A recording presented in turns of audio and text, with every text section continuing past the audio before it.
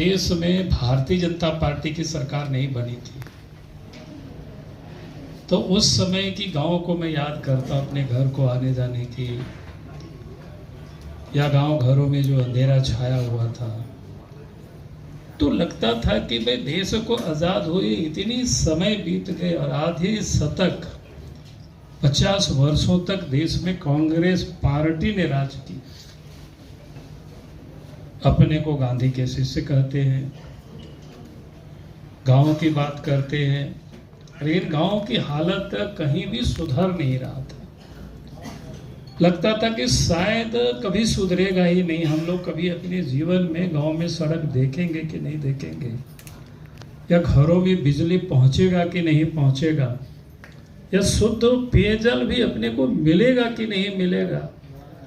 ये एक लगता था एक स्वप्न की तरह हम सब देखा करते थे। लेकिन आज मुझे ये कहने में प्रसन्नता हो रही है कि इस देश में जब बीजेपी के नेतृत्व में सरकार बनी, पहली सरकार अटल बिहारी वाजपेयी जी के नेतृत्व में बनी, और आज तीसरी बार इस देश के यशस्वी प्रधानमंत्री आदरणीय नरेंद्र मोदी जी के नेतृत्व में सरकार चल रही है।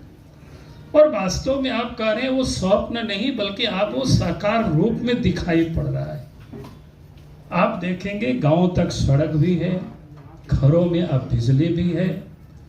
अब यहाँ तक कि शुद्ध पेयजल भी गांव के लोगों को उपलब्ध हो, उसके लिए प्रयास हो रही है। गरीबों को अच्छे मकान हो,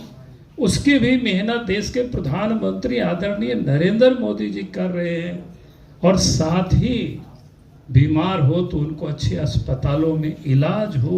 उसके लिए भी इस देश के प्रधानमंत्री नरेंद्र मोदी जी कर रहे हैं। और इस बार के बजट में तो आप सब ने देखा, और देश अपने पैरों पर कैसे खड़े हो, आत्मनिर्भर कैसे बने, उस दिशा में जो इन्होंने पहल की है वो अद्भुत है। ये काम पहले किए होते तो आज देश कहां से कहां पहुंच गया होता। आज इन 10 वर्षों के शासन में, 10 वर्षों के सेवा काल में